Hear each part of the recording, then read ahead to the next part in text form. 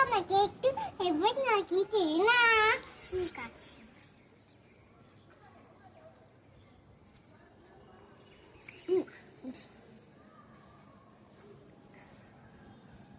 কি করছিস তোরা? আমি বুড়োকে লিখছি তুমি করিস নি দিদি দিদি আমার পেটটা তুমি চুল কাটতে দেখি একটু বন্ধ রাখ দিদি দিদি আমার পেটটা আমার মাথাটা চুল কাটতে দিদি দিদি আরে আমার নাকটা চুল কাটতে